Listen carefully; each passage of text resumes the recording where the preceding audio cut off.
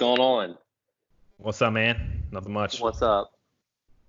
You got your beer of the week? I told you 7 days in advance. You did, and obviously I would not have it ready, so I got something else. I didn't want to buy a whole pack of the beer because I don't like it, and that just feels like a waste. So I got a different beer that I do like, but I'll still toast to the beer of the week for you. Oh gosh, which is Corona. Corona. In honor of not just the Explain that one. coronavirus, and not just coronavirus, but Cinco de Mayo, which is That's May 6th. mañana. No, May 5th. I don't even know when it is. It's Damn, Tuesday. dude. You said May 6th. That's pretty bad. You don't even know when. Do you know what Cinco means? Cinco. You know what Cinco is Cinco 5. means? Yep. This is why people think Democrats can't govern. Hey, for extra credit, how do you say 6? Uno, dos, tres, cuatro, cinco, seis. There we go. Hey. There we go. Damn, we're on fire. Fluent. Yes. Siete, ocho, nueve, dos. I don't damn. I think think it's this is an effective use of I our think it's time. this. Hey, we got 10 Yeah, you're numbers right. in Spanish. That's true. We got 9 and 10. Yeah, but I messed up the day of the week, so that's fine. Cinco is 5. Good to know. Cinco's 5. Yep. So Corona, beer of the week. Good stuff, man. Yeah. You enjoy that Corona. I got Yeah, the what do you- Wild Legend. What brewery is that? No, actually, I don't. It's just it's actually not even considered a beer, I bet. It's just I actually forgot to buy stuff. I just happened to have this in my fridge, so I said. Never mind. I'll use Never it. mind. I'm not risking my life for Corona. Damn. Yeah, I'm not. I I'm definitely not trying did. to get Corona. Trying to buy Corona. So Ha ha ha ha ha ha. It I'm was a actually dad pretty now, cheap. so these dad jokes got to work. I was wondering if the price came down at all on the. It was like Corona. $9.99. But for a 12 pack, it's pretty good. About $4 off. $12. Yeah, that's not bad. That's why they switched it to COVID-19 to save the Corona company. That's true. I don't really like Corona. I mean, it's not bad. It's just not my favorite. Yeah. Certainly more of like Yep. a summery drink. Yeah, I've only had it once, and that's the last time I will have it. I did not like it at all. I don't like most beers in general, to be quite honest with you. So it's a little ironic that we named our podcast AA when I don't even like most beers. But oh well. You can do a liquor of the week. That would get expensive fast, though. That is way too expensive. It'd be for 6 weeks. It'd be the same one until I finish the Yeah, bottle. that's true. For our budget of $0, you'd be running a deficit. That's funny. All right, so we're doing things a little different this week. We're adding a couple different dynamics. We have a couple we'll start off with that are different that we think are going to be pretty fun and hopefully educational to an extent in a fun way that we think is relevant to today. And then also we'll end on a fun note as well if you want to start us off with one of those two things. Yeah, I think I'll go with the tweet. Okay. And I got Charlie Kirk. Are you familiar with him? So with the tweets, what we're doing is we're choosing tweet of the week. And the only rule is you can't choose Donald Trump because there's too many to choose from that are good. So he's excluded from this game. So we're doing tweet of the week. And yes, I'm very familiar with Charlie Kirk. He is Donald Trump Jr. in reality. So yeah. So actually, some background. So he's basically like Ben Shapiro, but just a little bit crazier and just kind of tweets angry stuff. But he's like actually like in bed with the Trump family. Oh yeah, he's made a name for himself very quickly. To be fair, he's a young kid. He's 24. If you watch his videos, you actually he comes across better in his videos than his tweets, but either are actually good. So it's like, but his tweets are atrocious, man. I hate his the tweets are bad. So here's this got 12,000 retweets, 40,000 likes last night. There we go. If Democrats are okay letting us grocery shop today, why wouldn't they be okay with us voting in person in November? Oh, yeah. Yeah, he tries all these little weird conflations. That's a good one. Mm-hmm. Makes you scratch your head. Yeah. What do you got?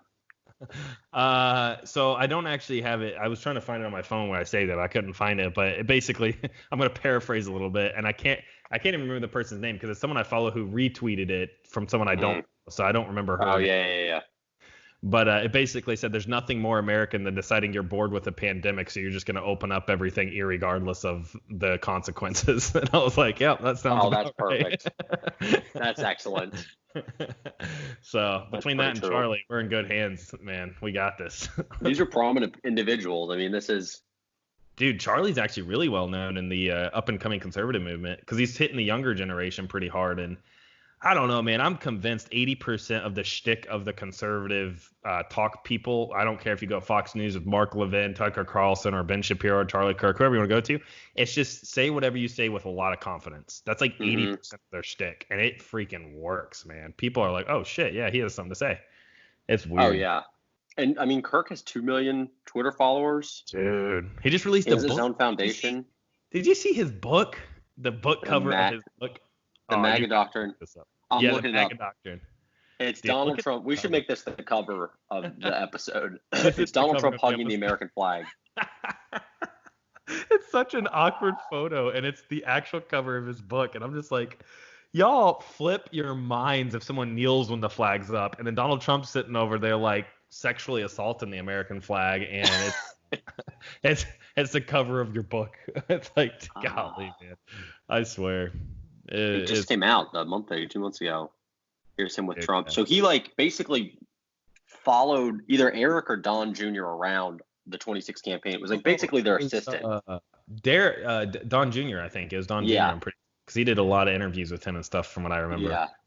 So and then he's latched on. So he's certainly on the Trump train. But if you read his smart career, it sounds like Donald Trump. That's the thing I think that people don't realize is people like Charlie Kirk actually know what they need to do for their career. It's not all like, to me, I can't imagine it's actually what they believe. It's just what works to get my career advanced, and that's like 20% of their decision-making process a lot of the time. I don't know. It just seems kind of bizarre. So I'm looking at I'm looking at his website in his shop. And you'll love. So he has the MAGA Doctrine with Donald Trump hugging the flag. He has a T-shirt with Brett Kavanaugh on it, and it says "Justice."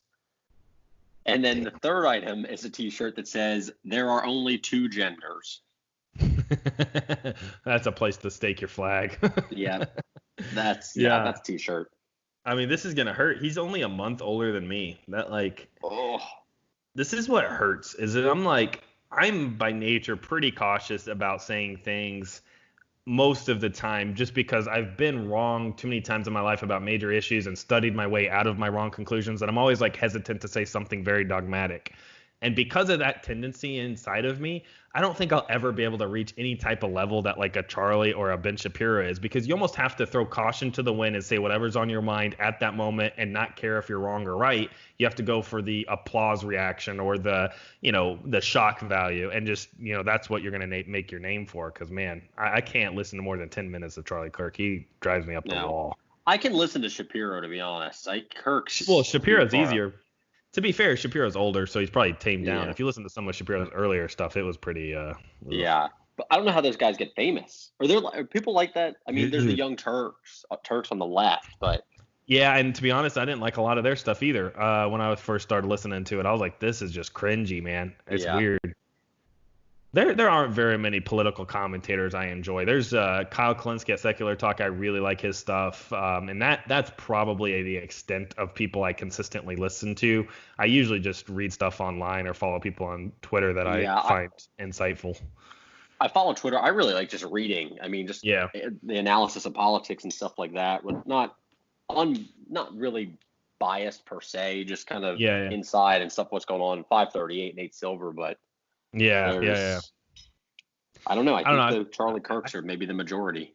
Oh, they're definitely the passionate, more passionate, enthusiastic group. I don't know. I always find it interesting. The Charlie Kirk followers or the Ben Shapiro followers are just a lot of seemingly apolitical people are really attracted to that type of like oversimplification, faux outrage. So oversimplify something, pretend to be outraged about it.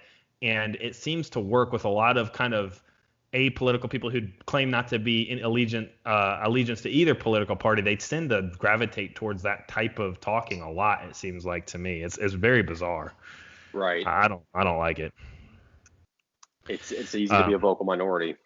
Yeah. Yeah. So cool. Charlie Kirk and nothing more American than being bored in a pandemic. Those are good tweets. So Yep. every week we will do tweets of the week that we think is either funny, sad. There was a close second I had about someone throwing a shoe at Bush because of the video he released. I thought was kind of funny, but I think that was only funny to me. So we'll leave that one aside. But yeah, every week we'll do tweet of the week. This was the first tweet of the week, and I think it was appropriate. What's the next thing we're gonna do? We'll allow you to roll this one out. So, due to having to get a little creative with a little less going on in the news cycle, obviously, normally we're spoiled by just constant nonsense occurring. Yes. But now I thought, since we're in an election year and only 5 months away, yeah. Look at the last 5 incumbents to lose their re-election bid. So since 1900. There have been 17 presidential elections, and the incumbents have only lost 5 of them. That's and insane. So that's Mr. William Howard Taft, who we'll be discussing today. Oh, yeah. He's the first one. Yeah, he's the first one. Gerald Ford, Jimmy Carter, Bush Sr., and I'm forgetting one. Herbert Hoover. Herbert Hoover. Okay, sweet. So we're starting with Taft and working our way up the list.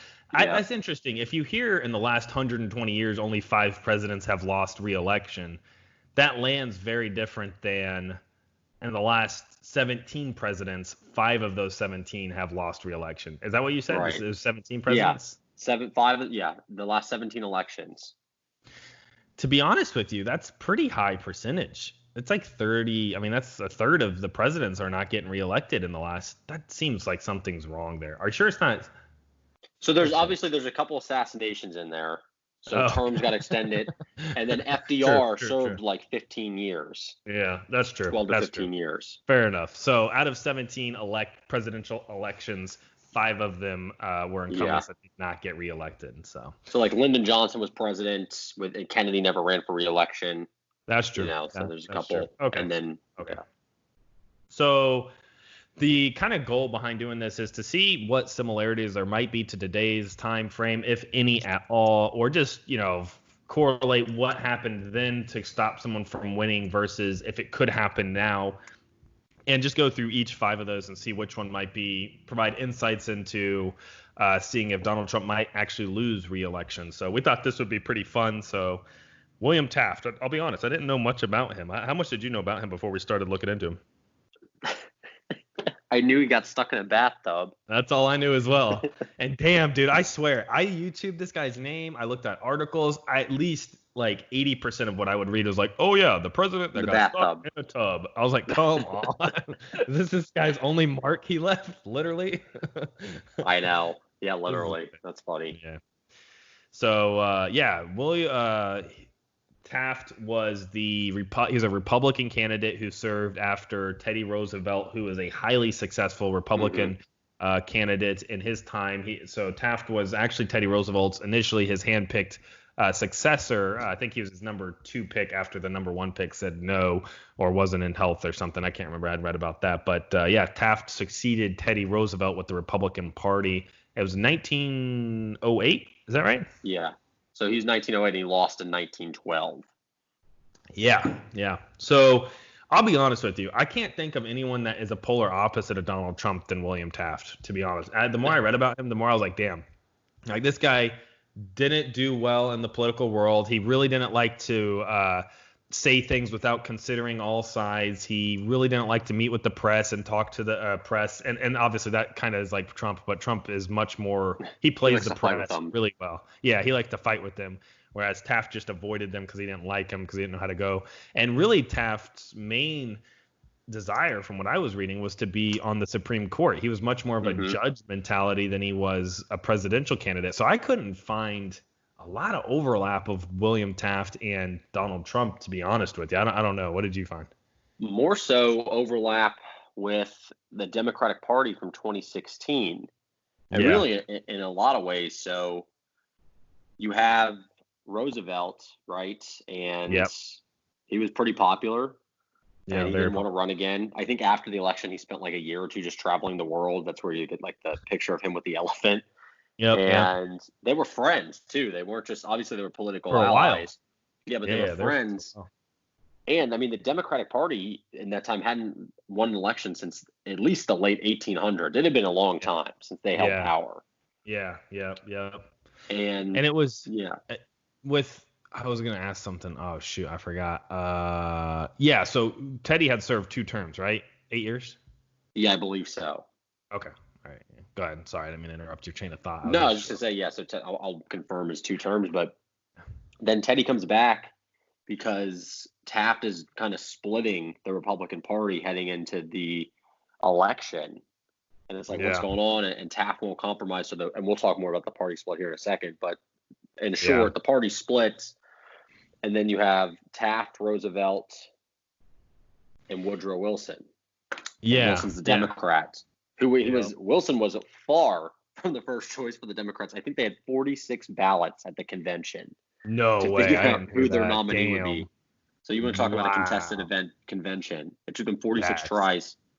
Crazy, dude. I didn't stumble upon that. That's crazy. Holy cow. I think Wilson on the first vote, he was like either second or third, and they finally kept going. And they finally got to him, and he was like he was just kind of uninspiring. Oh my God.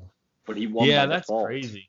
Damn. So that makes more sense. So, I mean, the short story is the reason that this guy didn't win re-election, Taft didn't win re-election, is because it's actually really interesting. So I found myself studying more about Teddy Roosevelt than Taft because Taft was very apparently he was really likable. Like if you've met him just on a cuff or initially, he was very likable, but he just wasn't a very good politician. And when I was reading about Teddy, I didn't realize how he called his Republican movement the progressive movement is what he had. Mm-hmm. And it was really interesting. He intentionally decided not to run a 3rd term and let Taft get in there. And the reason he traveled the world for a year or 2 is to let Taft kind of establish his own persona and how he would lead. And then he comes back. And like you said, he finds that Taft is kind of running things in a way that's splitting the Republican Party, or at least it's conceding more to the Democrats than Teddy had ever done.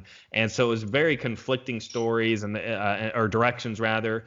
And so Teddy he wasn't going to run again. And he got so frustrated that he decided to run in 1912 as an independent, essentially, or as a 3rd party candidate. I had no idea, but he actually did really well. I was pretty surprised. So he was a Republican, and so they kind of split. So Taft was the Republican. Oh, that's right. Roosevelt starts the Progressives, which is really just a branch of the Republicans. Technically the Progressive Party, which was quite progressive. Very progressive. They called it very progressive, especially for 1912. Dude. They called it the Bull Moose Party. Because, the Bull Moose. Roosevelt was as strong as a moose, but he also was shot right before. Did you read about this? Yeah. He was shot in the chest right before a speech, and the speech was like folded. And he gave the speech, and he's like, "Please excuse if you can't hear me. I was just shot." Yeah, and it was a 90-minute speech. As he's like bleeding out his shirt, he just goes, "This guy sounds like a badass." Like I was inspired reading about Teddy Roosevelt. When I went in to research William Taft, I had a tangent when I went into Teddy Roosevelt. I'm pretty sure I read more about Roosevelt than I did Taft by the end of this week, because he was like, dude, I was like, he's a beast, man. Like he was crazy. It's interesting because you read a lot about, I guess, Roosevelt the person. I was just really intrigued by the way the Republican convention went. That Taft really stole, it seems. Yeah. But if you add up the votes, I mean, Roosevelt and Taft got more than Wilson by about 1 million or 2. Yeah. So the Republican, or just one Republican, probably would have won. Yeah. Oh, 100%. Because I looked at the couple elections before that, and it was trending it's pretty interesting seeing the numbers, but it was 7 million versus 6.5 million, for the loser. And that's kind of where it was trending for the last couple elections. And so in the 1912 election, you had Woodrow Wilson with the same as the last Democrat had of 6 million or 6.5 million. But Teddy got 4.5 million, and then Taft got 2 or something. So, or no, there was it was combined to be 1 million more than Woodrow Wilson got by the end of it. But dude, it was really fascinating. I mean, there was no similarities with what happened there and why William Taft lost to what's going to happen this time, because there's no challenge to Trump. Honestly, Teddy Roosevelt was the Trump equivalent in the sense of how he took the party by a storm. So it would be more and took it over. Yeah, and took it over and rebranded it, man.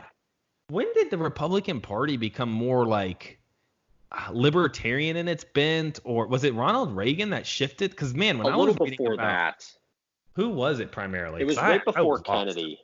It was kind of in the 50s and 60s. And it really happened during And civil I rights, wonder. but it was you had the Democrats, the Republicans, and then you had Southern Democrats who were Oh, socially liberal, but really against the civil rights movement. yeah, to put Or it socially nicely. liberal, fiscally liberal, I should Yeah, say, yeah, socially yeah, conservative. And yeah. so what happened was Kennedy got elected, and then Lyndon Johnson passed all these civil rights reforms, a Democrat, and that's when the parties. It's more complicated than this, but in short, the parties kind of split into their own two tribes, and you really see that, play out Damn, with Jimmy Carter, and then Reagan really kind of just takes things full steam ahead, and then you get into the damn, modern man. era. But it's easy if you think about it like this. You just kind of flip them. So Republicans were more so like Democrats now back in these times, and vice versa. Yeah, Not it quite was. simple, Yeah. but to give you an Yeah, no, idea. I see. Yeah, no, because when I was reading about Teddy Roosevelt, he sounded like Bernie Sanders to me in the sense that he's like, look, corporations have too much power. They're going to abuse the workers. The workers need representation.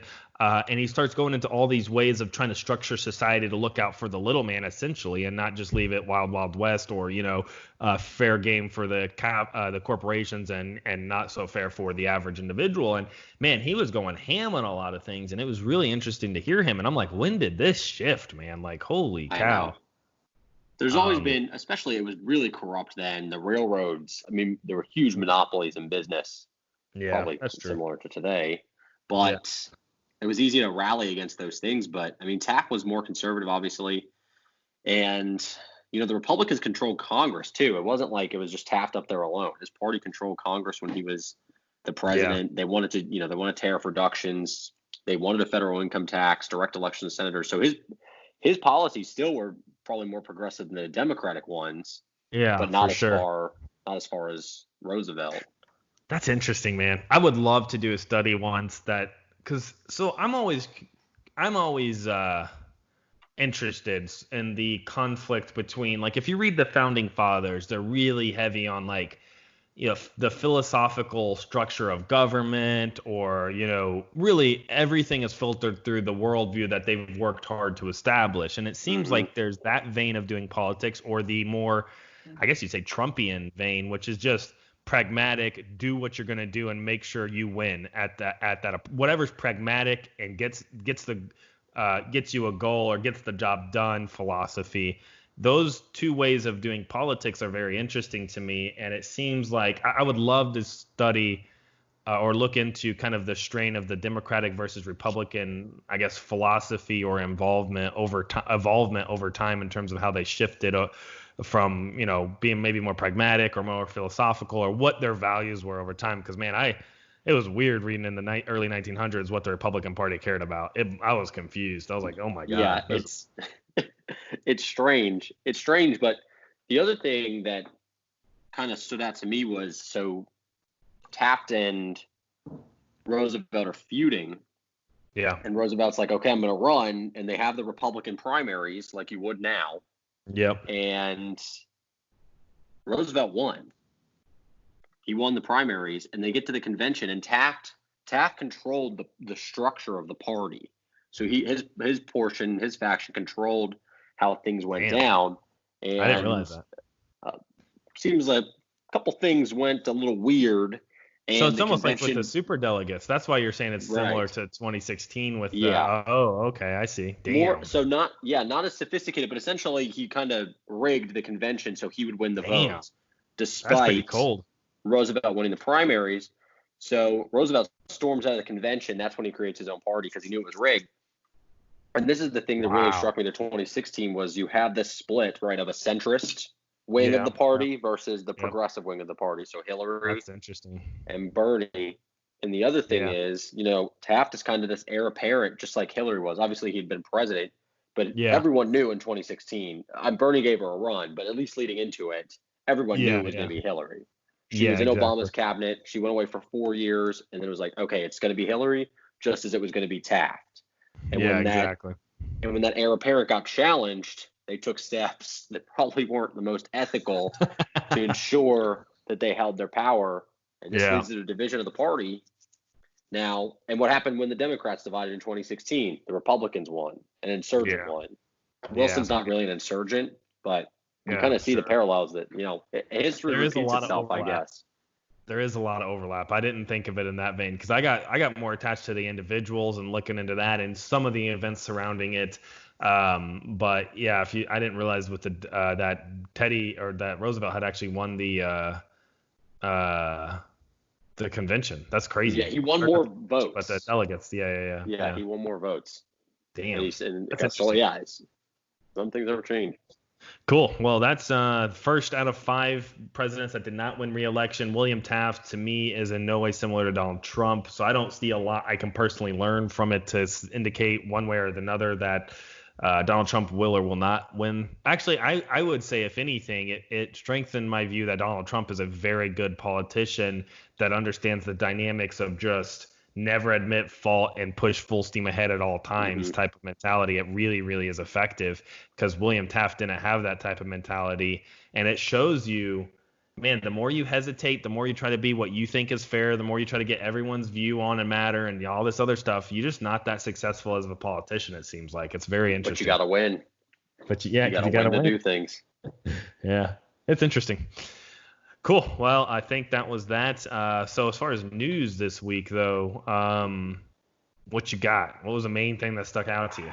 I guess Biden going on a very weird interview on Morning Joe with Mika. I don't know how to say her last name. I'm sorry. Yeah. But she straight up asked him, "Did you? Yeah, is she it did. True? Did you sexually assault her?" And obviously he said no. Of course. Yeah. Everyone would say no. Surprise. So I don't know how much you can take away from that, other than it's the first time it was directly addressed. Yeah. To me, it's tough because obviously Kavanaugh was different, and then Trump's. All these are different situations, but all with a common theme is like something that's credible. Obviously, we can't say, neither of us can say with 100% certainty if it happened. Of course. But you can't say with 100% certainty that it didn't happen, and that's the case with all the other circumstances that surround this.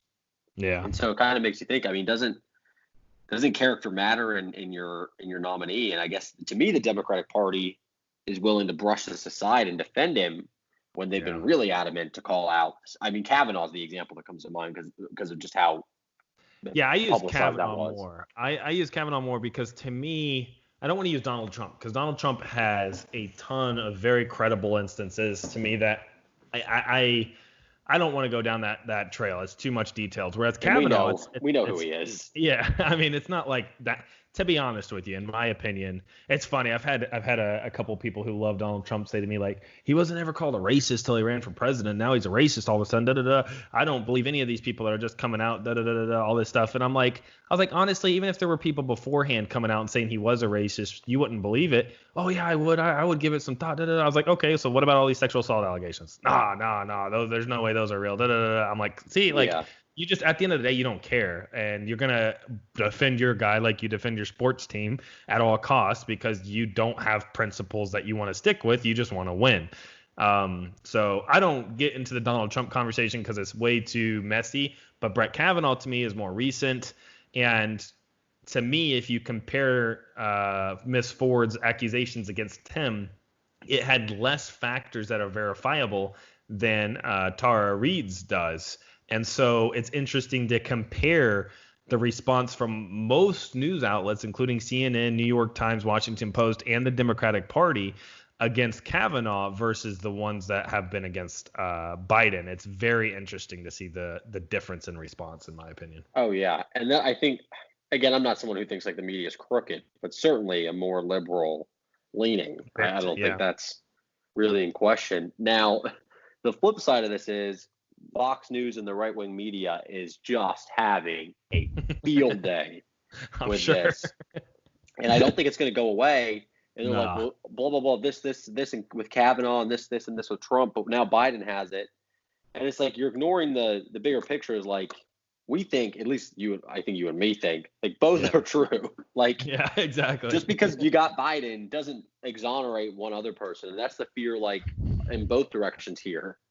Yeah. It's like it's the same thing comes out of your party. Like, how in the hell do the Republican Party or Fox News or Donald Trump supporters act like they care about a sexual assault allegation? How do they even pretend to put on that mask like, oh no, we stand with women? Oh, it's like you defended your guy who was caught on camera on audio saying what he does, and you're gonna sit out there and be like, nah, man, he doesn't do that. I mean, maybe he got a blowjob from a porn star in his third marriage, but maybe. Yeah. But he treats women with respect. He's never done that. But Joe Biden, he's just a creeper who touches women. Like, don't even play that game with me, man. You don't care. You just don't care. It's so annoying to me. No, it's the cognitive dissonance, and now both parties are really just making themselves look great. I mean, Yeah. I don't know. I saw a poll actually. Go ahead. No, I was to say, have you've heard about Biden and these like the Senate records now that are sealed? I am a little confused about what all that's about. Apparently, there's the University of Delaware, right? Where he's Delaware. from.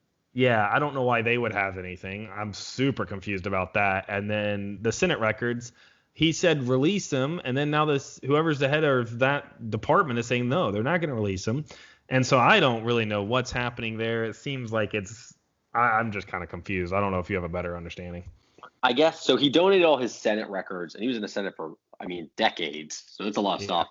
And I guess they haven't even been cataloged yet. But he donated them to the University of Delaware to keep sealed until after his retirement from public life, which supposedly is common for politicians. But did he recently change that? Because Mika made it sound like he changed that recently. Like he recently made it to where they couldn't be released until after his public service. Because she was hammering him on that point. Like, why did this change recently? Maybe that's the case. I'm not sure. I would think it would be, if he knew he was going to run for president, that would be a stupid move he should have always had it set up that way. Yeah. But I guess he didn't expect a sexual assault allegation. Yeah. So, but it seems like I'd be interested to see if this changes in the coming months. But at this point, he's not going to budge on releasing them. Nah. Which is just never a good look. And I could see, like, I think there's a valid point. Like, there's probably stuff in there that Trump could use against him politically. Big time. I'm sure. But the flip side is, like, it's just not a good look. But, like, Mika was like, well, I'm not telling you to release those things. Just do a name search for Tara Reid and see if something comes up. And if it doesn't, then that's at least to your point. I really blows my mind that, and you could tell he didn't have a good answer for that. He's like, well, who would do the search? She's like, the University of Delaware or some, like, are you kidding me right now? Like, God, man, I swear. You have nothing to fear if you have nothing to hide. Yeah. Except, or if you're Trump, if you have everything to hide, then you have nothing to fear as long as you deny it all the time. You guys gonna say, but that's not gonna work for Biden. I just come back to the recurring point. Biden is just not gonna make it past Trump. Like, just mano a mano. Oh my God. Way. I don't think Trump's worried, to be honest. I think he's more worried about the coronavirus derailing him than Biden himself. I was going to say, Trump is worried about outside factors hurting him more than Biden. Biden is going to be easy. Dude, people are going to laugh their asses off in the presidential debates every time it happens from how Trump handles himself versus Biden. It's going to be so bad. It's going to be entertaining for what Trump does. And people are going to – I hate to say it, but the more you laugh about a candidate, the more you're prone to like them. And more people are going to laugh when Trump speaks than they are when Biden does. It's just it's going to be bad.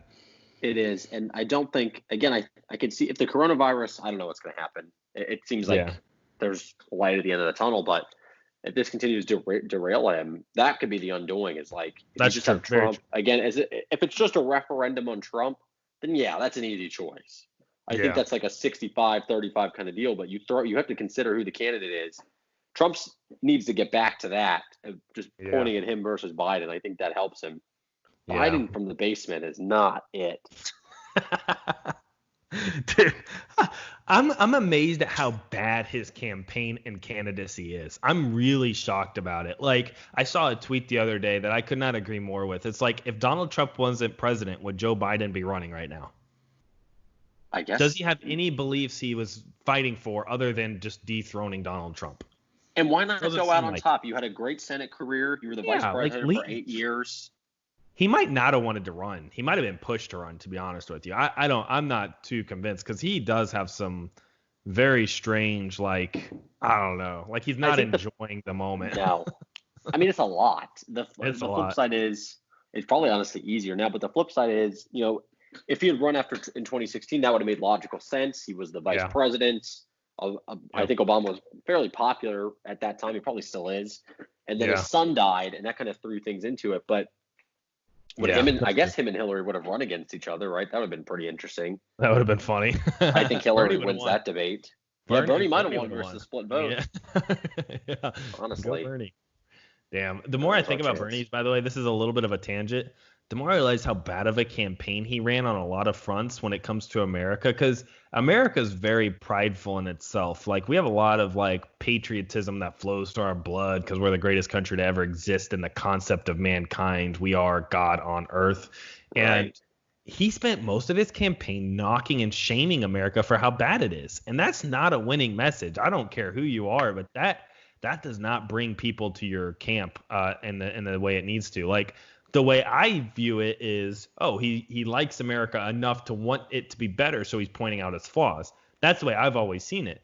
But masses wise, they look at him constantly knocking America, and then even if he gives a slight praise to Castro for something that might even be a little bit valid that Obama said as well, it's seen as you're trying to change us to that. So the more I think about it, I don't think he ran a very great campaign to win the election. It seems like he didn't adapt as much as he probably should have, but it's all perspective. I think he definitely tried harder with outreach to the minority communities. Yeah. But I think the bump he was expecting an unprecedented turnout. I mean, it was all predicated on that. It didn't happen. He had his base. I don't think his base really ebbed, right? But yeah, it stayed about the same. Yeah. Exactly. It stayed about the same. It didn't increase, and that's what he was counting on. Yeah. And I think, but again, I mean, think of the calculation. The issues he fought for did increase in popularity. So I guess you could say it is a win from that perspective.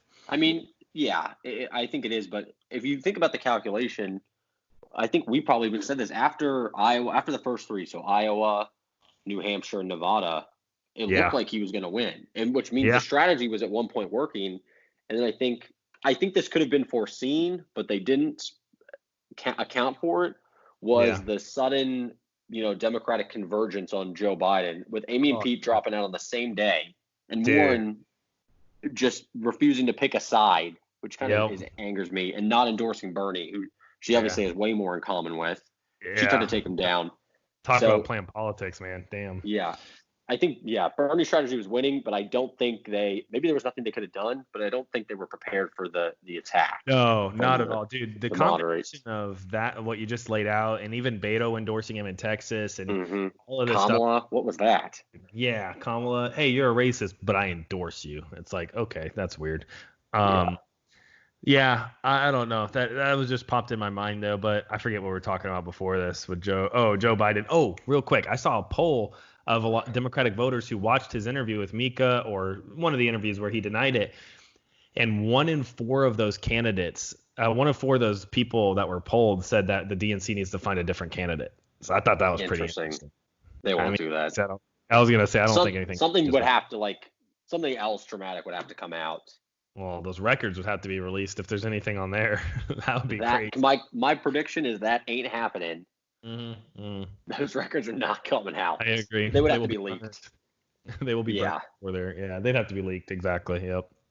There's no shot. The week. Biden's his video I thought was pretty weird. I watched it and I was just like, he doesn't. I don't know. He's a weirdo. It ain't it. I don't know. We're gonna have to. We've kind of danced around it. We're going to have to discuss probably when we get closer if we're going to vote for him. I think that's a whole episode. Yeah. No, for sure. We'll have to figure that out. Another interesting thing that's been happening in the news lately, though, is have you seen a lot of these mini militias that are forming to open the government, and now they have all out tactical gear in the state capitals.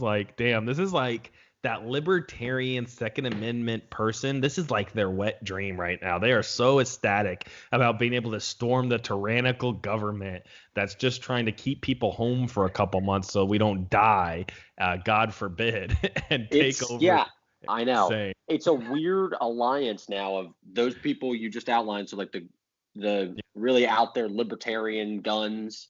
Yeah. The government won't infringe on us, and the anti-vaxxers. because they think they're going to create the vaccine to kill us all. And they find like a common ally in each other. So now you got those groups kind of coming together. The anti-vaxxers, I feel like, I feel like I'm reading more and more articles about their presence. I don't know if it's true, but I feel like I'm hearing a lot more about them. I haven't seen anything, but I also haven't even like looked or even I don't really know too much about that type of group anyway, to be quite honest with you. But I can imagine. I mean, so the theory is that Bill Gates and Dr. Fauci. Oh, I've heard this. Yeah. They want to implant everyone with some type of tracking device or something, right? So you make a virus that's real. So we agree coronavirus is real. You make a virus that's real, but not so deadly enough that it doesn't kill everyone, but you have to get a vaccine. And then when everyone gets the vaccine, you inject them with trackers, just like Bill Gates did to all the little kids in Africa when he, eradicated malaria. So, FYI on that. Dude, what in the world? So this is a real belief. Yes, I am worried in my darkest hours that they'll come up with a vaccine in good faith and it'll end up like I Am Legend and everyone will turn into zombies. That is much more plausible to me than the first theory. I think so too, actually, which is unfortunate. Oh man, it is kind of bizarre. I don't know where I stand. I have not done research into the coronavirus and all this stuff. I'm a big fan of giving people the benefit of the doubt when it's a new crisis and trying to navigate through it. So I tend to not judge a lot of leadership in situations like this because it is hard to figure out in some ways. But at the same time, it's like it's I don't know. I am seeing way more people pop up talking about how this is just a government ploy to take away our God-given rights or our American rights and how we have to stand against it and da-da-da-da-da. And I hate that because I think it's so stupid. But at the same time, we do have to open up. Like, we can't just stay closed as a country for 6 months and expect us to even exist anymore after that. Like, I don't know if you saw, it's pretty tragic, but J. Crew, they're declaring bankruptcy. Actually, that's actually kind of crazy. I didn't know that. Yeah, that was today. No, I don't have any. I've never even shopped the J. Crew, but yeah, I saw that today. Do you? Wow, yes. Fanboy. I have a J. Crew button-down shirt too. I was in J. Crew with my then girlfriend, and she picked out a nice shirt for me, and I was like, okay, this is great. Didn't look at the price tag; it was $80. You still own it? Oh, never. I still have it. Never would have got it, but damn, dude. Super nice. Does your fiance know? She knows. She knows. I don't know. Now she does. The damage is done. The damage is done. But yeah, I think just to that last point, I think eventually it's going to come to a point where like you got to open up and just pay the price, I guess, in a sense. Like this can't remain forever. I think more and more people are going to get restless. I think here, well, you're in South Carolina, at least in North Carolina, we're pretty close. I think it's not so bad where I can like see it opening up in a couple months and kind of progressively. But like New York, Los Angeles, San Francisco, dude, I don't know how you have. I mean, there has to be. You have to meet in the middle. Like, okay, maybe you're not having concerts and sporting events and arenas, but like, can you go out to restaurants and have, there's got to be something there. But I think testing is the biggest thing, and we're not there yet. Yeah, that's my thing. Is I'm very slow to judgment if I can be or have the piece of like state of mind to do it. If I'm not angry, in other words, I try to like listen to everything. And so what I need to do is compare how America has done to all the other countries, what the actual death rate is, look over the numbers. Like there's a lot of work I would like to put into this, but I don't have the time or the interest to right now. And regardless of all that information, you still have to open up the country. You just have to do it in a smart way. And depending on what the data says is where you put your effort towards. So if like I like 80% or 90% of the people dying in Italy were like 80 years or older, if that's the case, then we quarantine the elderly and let the rest of the stuff go back to normal and put our resources in helping out the elderly. So I'm all for smart measures to reopen the economy, but I'm not smart enough or at least researched enough at this point to know what that looks like. Right. I agree. I think, but again, it's like you're flying blind. You're building a plane while you're flying it. But again, I think Cuomo's addressed this. Like, you can't just keep people locked up forever. Like, something will have to give here, regardless of where we're at. Yeah. I agree. So, I agree. It's coming. That's crazy, man. I don't really know if too much else happened in the news this week other than I feel like there was one actually pretty decently big event that took place, but I'm forgetting it for the life of me. I can't remember what exactly it was. I'm sure it pertained to something Trump did or said, but Oh gosh, we'll get more of it. Oh, Kim Jong-un's not dead. So yeah, I saw that. Super exciting, I guess. Trump's happy. Trump's super happy. I did see Trump's tweet. I probably would have used that tweet about I would have him definitely saying, used that tweet. yeah. Tweet of the week, man. He's like, I for one am glad. Yeah, I know. Oh, cool. You moron. Damn. One thing, this will be able to wrap us up. Joe Biden is about to pick his vice presidential nominee. Yeah. Yeah. So in honor of that, one of the things we're going to end every episode with, as far as we can, is we're going to make some type of educated, super intelligent guess about how it will unfold, and we're going to give different answers, preferably, actually. Yeah, I don't know your answer, so I don't know your answer either. So it's either the same answer or not. About a different issue each week, and whoever's wrong has to. It'll be to be determined, but for right now, it'll be take a shot during the next episode. So in other words, we'll give our guesses who vice president to Joe Biden is going to be, and if we end up being right, no shots. If we end up being wrong, then we both have to take a shot in the following episode. So okay, and if we could both be wrong. I mean, we could pick. It could be something totally different. So if we're both wrong, it's double the ante. It's 2 shots each. That's the rule. That's a deal. Damn.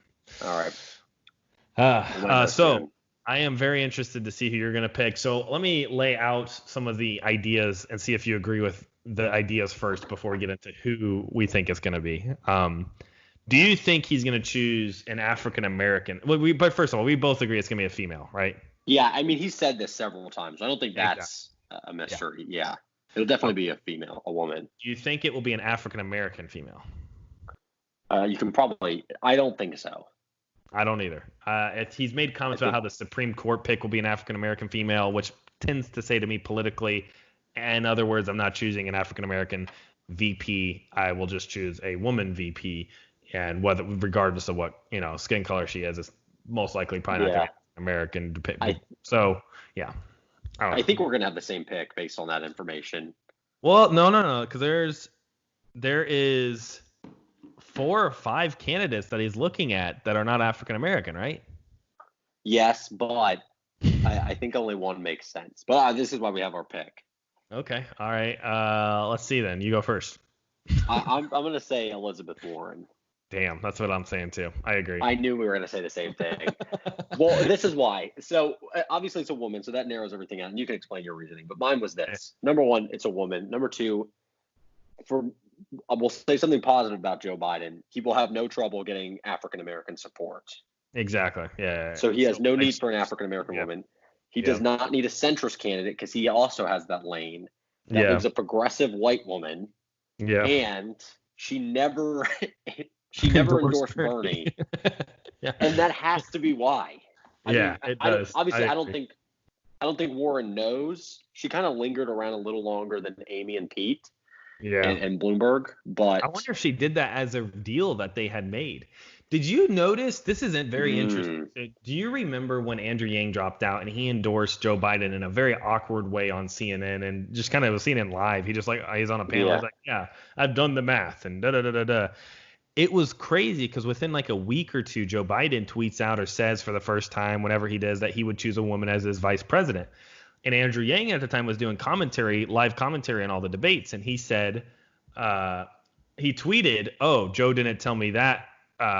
Joe failed to inform me about that when we spoke," or something like that. Almost like there was a weird element of maybe his endorsement was to buy favor to be a VP pick. But now I wonder with Elizabeth if one of the reasons she didn't drop out was to split the progressive vote a little bit, so specifically that she could be a top contender to be VP. That'd be interesting. And there were speeches there at the end when it was clear she wasn't going to make it, where she was calling for unity. I mean, she was basically conceding without conceding, and Biden was the unity. But see, she was doing that while taking shots at Bernie, so it was very interesting to see. So that makes more sense now if that's why she was doing it. And you can hedge with this. The thing about Bernie saying a woman can't be president, you can hedge with either that was helping her or it was helping Biden. Yeah. And so I just don't see. I don't know. There's no one else I can think of. if he chooses, like, I forget, it was the governor of, I can't remember her name off the the top Michigan of my head. governor. But again, does he Michigan need governor. that? What is the thing he Yeah, needs but the like, what most? is Is she? What does progressive. she fill? Yeah, I think he needs progressive, and Elizabeth Warren fills a lot of that. Like, I would highly consider voting for Joe Biden and Elizabeth Warren way more enthusiastically Oh if yeah. it was Elizabeth Warren. If it's not, then it's like, well, who is this new candidate? What do they believe? Are they just saying this, or what's their credibility? All this other stuff, you know. And I was infuriated with Elizabeth Warren whenever she was pulling a lot of her bullcrap plays against Bernie. But at the end of the day, I understand there is a little bit of it is politics, so I'm willing to kind of write a lot of that stuff off for the time being. And if she's the choice, that'd be a pretty good choice. She would wipe the floor with Mike Pence, man. That would be beautiful. Oh yeah. And the other thing is Biden's basically alluded to he's probably not gonna, if he wins, he won't run again. Yeah. And so you're setting up. Yeah. Would Warren run? How old is she? She's 72, right? Or yeah, well, I think she looks healthier. I'm gonna look up her age, but she seems basically really healthy. Yeah. Yeah, you're setting up your vice president to be the next nominee. Yeah. I mean, she can't be president at 80 years old. That doesn't seem right. Let's see how old she is now. Even Bernie, man, I was like, damn, he is so old. We had some really bad choices this time around. Makes me sad. Where's her age? She's 70, so she'll be 74. Oh, I mean, that's fine. That's totally okay. Yeah, that's at least one term. To 78. She doesn't look like she doesn't look like she's on death's doorstep like Biden and Bernie. Bernie had a heart attack. Yeah, she's like your healthy grandma. Yeah, no, I'd totally be fine with that. She brings a very good energy. I like.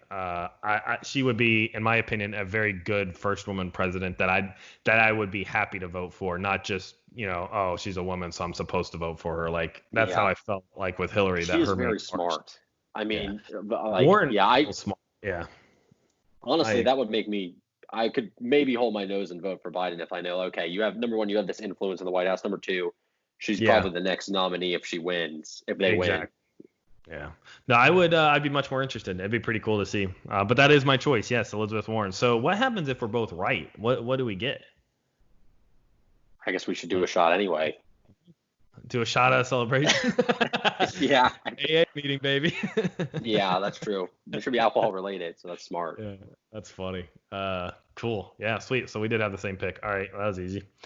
Yep. All right. So moving forward, we will probably always start the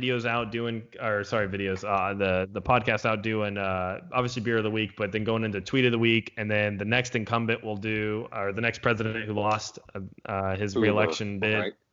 Hoover? Is that who it is? Hoover. Yeah, we should have a field day with that. Dude, I don't know anything about him either. I am pull yourself up by your bootstraps. Is he pretty crazy or what? That's Hoover. Well, you'll let me know in a week. To be determined. So, all right. Well, I think that about wraps it up. Did you have anything else you want to add? I think we're good. I think we covered it. Sweet. All right. Well, till next week, everybody. Herbert Hoover out.